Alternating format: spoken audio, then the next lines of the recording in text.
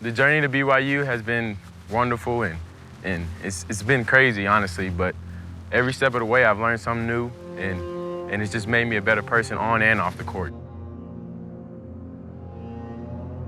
Took Brandon to his physical and he was talking to his pediatrician about what he wanted to do, and Brandon told him that he wanted to play basketball in college. The pediatrician laughed at him. He thought it was so funny, he said, because of his size. After the visit, when we got in the car, Brandon was like, "Ma, you just don't know how much I hear that. I know that I'm going to have to work harder and I'm going to have to do things differently." That was the turning point in my life, though. I was, okay. That was the first time I wanted to prove somebody wrong, though.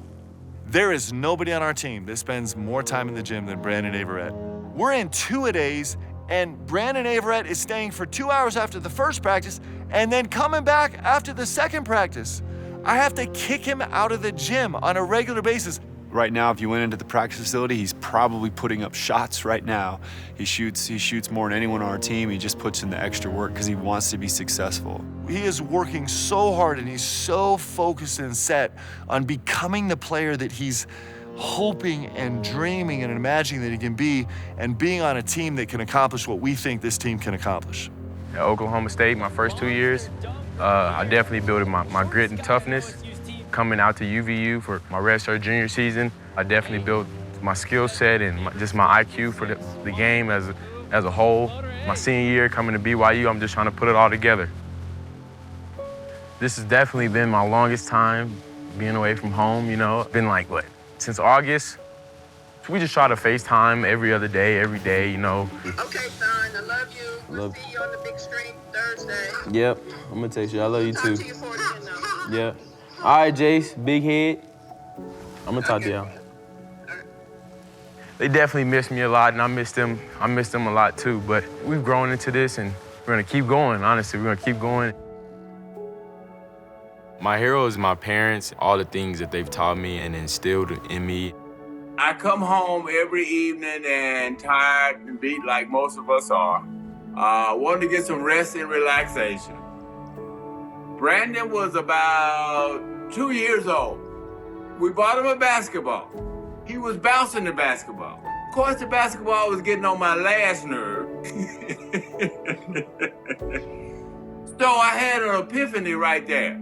The epiphany was, okay, am I going to allow him to just dribble this ball, or am I going to shut him down and say no? I said, well, no, I'm just going to let him dribble the ball. And from that point on, everything else is history.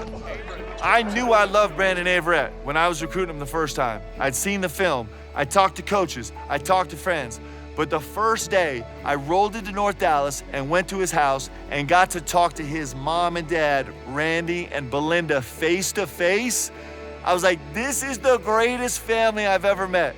Like, I have such a deep love for them. And it was so incredibly painful to leave Utah Valley. And that was one of the relationships that was so hard to forego.